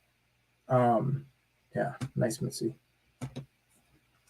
that some can argue pretty well that there might be gift of encouragement where certain members of the body are, and I think that tends to go really well with an office of evangelism. But maybe you've known a pastor, preacher, teacher that, you walk away being like, man, I just feel so encouraged. I don't think that I personally tend to have that effect. I don't think that's my if I was going to list the gifts that I think I might have been given, I don't think encouragement is one of my gifts. But I did feel led for this video to be encouraging. When I was studying it and reading, I mean, it was smoother and easier, and it didn't come with, it came with conviction, but not like when I was doing the other studies. It was conviction of like, man, you think you've got this, but you don't.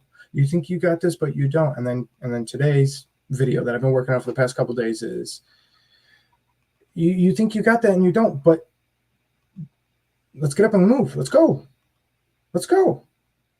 Get up and do. Remember what the Father has done for you through his Son, and get up and move. Here's the note I want to leave it on, because this is what's been the picture in my head, okay? And some of you might laugh and some of you might just think like, I don't know why. But for me personally, it's kind of vulnerable for me to share this. And it's not like personal details or anything. But I feel vulnerable because I'm letting you into my mind and my heart and my perception of things that I don't tend to share. Okay. So feel privileged. This show has, not just this episode, but this DNG 144 on Take on the World has pushed me. Some of you know this, that for the past year, it's really pushed me to open up about things. And I don't like to open up about things. I like to be closed in about things and talk to God about things and work on my stuff privately and not let other people in. Yeah, you like the mug? This one's really nice, isn't it? I mean, it's not a DNG mug. Karina, did you see the one my wife made? I'm not going to say it's feminine because I don't want to scare away the males, but it's kind of feminine. But it's really pretty. It's got the pink on the inside, and then the outside it's got all these flowers and stuff. Have you guys seen that on the Nana Z's Instagram? Shout out to Christopher. Shout out to the Nana Z's for the shirt. He kind of said that it was my company. It's not my company. It is my family, but it's not my company. It's my mother-in-law and my daughter, or my mother-in-law and my wife, her daughter. That's their business, right? So they have the clientele that she's had for years, and she's coming up underneath, and they've got all kinds of stuff they're doing, and they're trying to reach the body with things so that they can make things for the body and not just the world. So with that in mind, we have all DNG products and merchandise will be done through Nana Z's. Way Remnant, Jeff, a lot of his stuff is going through them. I don't think I can officially say that they're the only one that does his stuff. I don't know if he has other stuff on the side, but he's having some of his stuff done. And there's a couple things he's got posted through them, but there's more coming. Same with the DNG stuff. And if you see something in there where you're like, man, I wish the colors were different or whatever, you can message them, and they have all kinds of things they can do. Anyhow, you guys brought up mugs, and my first thought of mugs is like, my wife has been designing mugs and making mugs for days. I also got this mug, which I haven't been drinking from any Office fans. Yeah, Nana Z's. Nana Z's on Instagram and Facebook, but the Instagram has got more showing than Facebook. They're still working on the Facebook. We're trying to get that up and stuff. But anyhow, oh yes, my vulnerability. How convenient it would have been for me to have forgotten. The Spirit won't let me.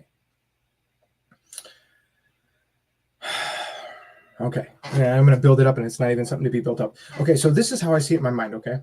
Simply put.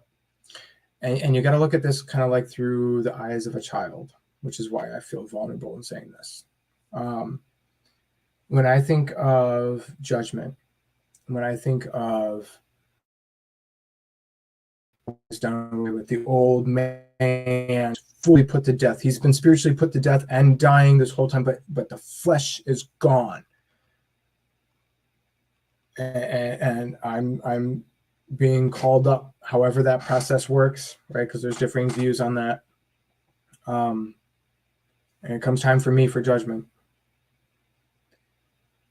In my mind, the ideal situation for me is that, like a child, because I was aligned with the Father and did not hold back and fully submitted to him and gave in to him to the end, and let him work not just through me but on me uncomfortably, and things I didn't want to work on or progress or change, and that fear of, if I lose this, am I losing part of myself, and the other things of like, no, I don't have pride, or the other things of like, no, I don't want to let this go, or it's got a stronghold on me. Through all that struggle, at the end of it, after being a good and faithful servant, ideally in my mind, it's not that I show up and he's like, well done, good and faithful servant, and then I'm like, your honor, like some kind of knight or something. No, in my mind, ideally, mind you, I'm like a child, and I'm bringing before the Father a picture that I've colored for him, and like a little child with a picture that's so excited to bring it before their parents, it may not be that impressive looking, but the child is happy and full of joy to present it to the Father. This is what I have to offer you. You have given me the ability to come to you not empty-handed, by working through me to bring these works to put on the altar, because he knows we don't want to come to him empty-handed. So he works on us and he works through us so that we have something to offer the King when we come to him and put on the altar to be tried. And as a child, full of joy, no doubt, no fear, simply, this is what I have for you. Like a little one excited to run up to Yeshua, to hug the Lion of Judah, and just put your face in the mane. He's not a real lion, I know, but the scripture says, we have to come to him like a child. And maybe it's just me, but internally, if I'm going to be honest, internally, in my mind and my heart, I'm not my age. And when it comes to being before the throne, I'm not a man, I'm a child. Not because I want to say I'm a child of God, but because I am so tiny and his throne is so not.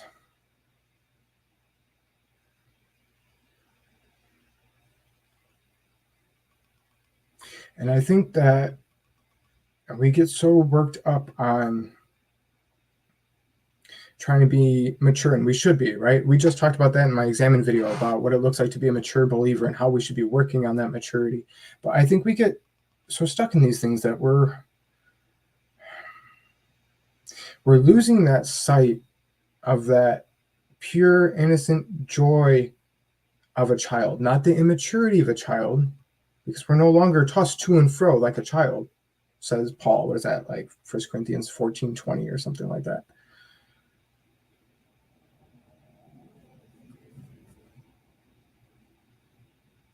But like a child running to run up and hug Yeshua. The disciples, the children came, and they must have flocked to him. Why? Because they knew him? No, because they could feel it in their bones. They could just feel it. Hey, he is joy and happiness and love. And they're not going to put those words to it. They flock to it. They run to it, smiling ear to ear. Not, hey, Father, look, I did this and I messed up on that, or just running to him. And the disciples go to stop him and say, he's busy, not right now. He's here for the important. He answers. When he was a child, he was teaching doctors and lawyers and stuff. If you don't know what I'm talking about, it's in the scriptures. And it says he was discussing that. He was answering questions. He wasn't just asking questions to learn. He was asking questions to get their minds going. It's Yeshua, the Messiah, one with the Father. He was teaching them. So these children are running up, and the disciples go to stop him and say, no, he's busy. He's tired. Leave him alone. He's here for important things. And Yeshua says, don't you ever stop the children from coming to me, because these are the greatest in the kingdom. You have to come to me like a child. So when we're looking at our walk, and we're looking at ourselves, and we're looking at our relationship with the Father, and you look at all the things you've done in the past, or the things you're struggling with now, and they might not feel like childish errors. They might not feel as innocent and as pure as a child who colored on the couch and shouldn't have. It's a little bit more important than that. It's a little bit deeper and darker. There's more responsibility. There's more knowledge. Said things we shouldn't have said, did things we shouldn't have done. Sometimes we knew better, and then we did it again and again and again on some things, right? And we've been jaded. We've been jaded because of the flesh. But spiritually, we're supposed to be full of joy, full of light, shining for others to see. Man, I used to get so annoyed with the believers, and I was a believer as a very lukewarm back in the day. Remember, this is before 10 years ago. I used to get annoyed too, and this is how I'd get along with the atheists and stuff, because they'd say, man, that joy, it's fake. It's fake. And I used to think the same thing. Yeah, it's definitely fake. There's no way somebody can be that honky-dory all the time. And maybe sometimes it was. Maybe they were an uppity person who was hiding sadness behind them, and maybe they weren't. Maybe it was real joy. But either way, those are examples of others. I'm talking about you and I, children of God. Is the light of God inside you? Okay, so let it out. Shine.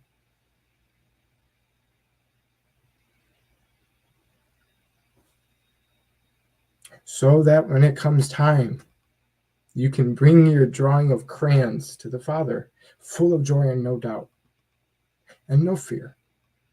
Just happy to finally be there. Okay, I think that's all I got for tonight. Just a little under 2 hours. It's not too bad. Okay, should be able to view it without Insta. Yeah, that's true. You should be able to see the Instagram page without having Instagram for the Nana Z's thing. But I mean, if you have Instagram, it makes it a little bit easier, right? There is the Facebook and stuff like that. And if you're able to get a hold of me, but you're unable to get a hold of those things, and you're interested in purchases or whatever, let me know, and we can figure things out. My wife and my mother-in-law. My wife is very artsy, and she has a good eye for things, and she's just getting better and better at these things and being able to design things. And she's designing logos, and they're having logos digitized for things, and then she spends hours on these things. When it first starts out, and she looks at it and she asks me what I think, and my input is the outside input, so I'll say, oh, I think this or I think that. And she's like, well, that's not how it's going to look at the end. I was just saying about this. And I can't see the vision in her head. I can't see when I see it in the first. And then you see it at the end. And I was like, oh, well, I thought it was going to be fuzzy the whole time. And she's like, no, obviously I'm not going to do, work that looks fuzzy like that, And then my mother-in-law, she is an expert at what she does. And she's probably laughing or shaking her head at me if she's listening right now. But she's an expert at what she's got decades of experience. So these people are artsy and dedicated and experienced, and I wouldn't want a different company doing my merchandise. So if you're curious, if you're interested, go check it out, and that'd be awesome. And then if not, I hope you enjoy the videos. I hope this helps you with your walk, with your journey, with your path, and reminds you of the light of God. It's His light. And we are to shine it, but it's His light. We don't have to come up with the source for ourselves. He's the source. We're supposed to have the never-ending fountain within that flows. That's not coming from us. I mean, it comes through us, but we're not the source. I think that's something that the body's forgetting as well.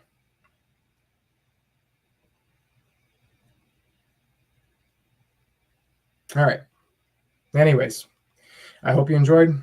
I hope the Father uses this to bless you, that the Spirit guides you. May the Father bless you and keep you according to his will. May his face shine upon you and give you his shalom. Shalom, shalom, shalom. The peace that destroys. And when God destroys something, destroys chaos. All right.